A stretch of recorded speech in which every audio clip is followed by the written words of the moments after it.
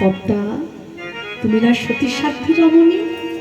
তাই স্বামীর কথায় বিরক্তি করতে না পেরে আজকে পদ্মাবতীর স্বামীকে খাবার এনে দিয়েছে।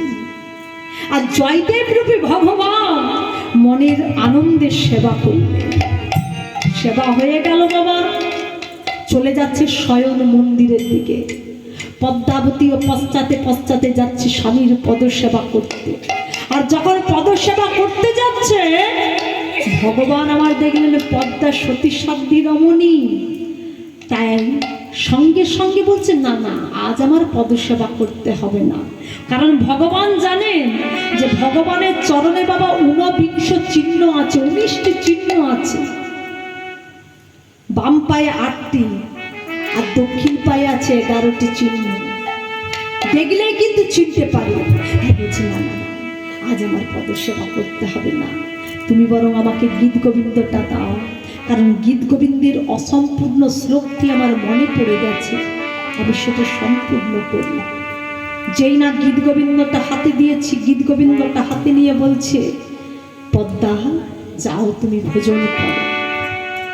পদ্মাবতী যেই না ভোজন করতে বেরিয়ে গেছে, সঙ্গে সঙ্গে এধারে স্বয়ং ভগবান আমার আজকে গীত গোবিন্দের পাতা উল্টে উল্টে যেখানে দেখলেন শ্লোকটি অসম্পূর্ণ হয়ে আছে, সেখানে বাঁকা করে বাঁকা বাঁকা করে লিখে দিলে দেহি পদ পল্লব মুদার।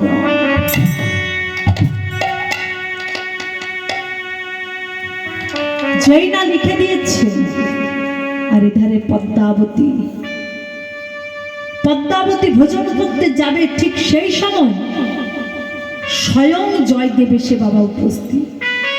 জয়দেব এসে পদ্মাকে দেখে বলছে, কি পদ্মা, ছি ছি ছি, তোমার লজ্জা করলো না? আজই না প্রতিদিন? এখনো আমার রাধা মাধবের সেবা দেওয়া হয়নি, এখনো তোমার স্বামীর সেবা হলো না, আর তুমি কি না ভোজনে বসেছ?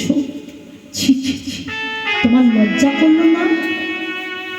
পদ্মাবতী তো দেখে অবাক, স্বামীকে দেখে বলছে, স্বামী তুমি তো কিছুক্ষণ আগেই ঘরে এসেছ। ঘরে এসে জামাই বললে, পদ্মা আমার বড় খিদে পেয়েছে, আমাকে কিছু খেতে দাও। আমি তোমায় খাবার দিলাম, তুমি খাবার খেয়ে শয়ন মন্দিরে গেলে, আমি তোমার সঙ্গে শয়ন মন্দিরে গেলাম, তোমার পদসেবা করতে গেলাম। তুমি বললে না না, আজ আমার পদসেবা করতে হবে না, তুমি বরং আমাকে গীত গোবিন্দটা দাও। আমি তোমাকে গীত গোবিন্দটা দিলাম, তুমি গীত গোবিন্দটা হাতে নিয়ে আমায় বললে, যাও পদ্মা তুমি ভোজন করো। তাই তো আমি ভোজন করতে এসেছি স্বামী। বলছি, তুমি আমায় দেখাতে পারবে? বলছি, কেন পারবো না। তাই পদ্মাবতী স্বামীকে সঙ্গে নিয়ে যেই না শয়ন মন্দিরে প্রবেশ করেছে, আর এমন সময়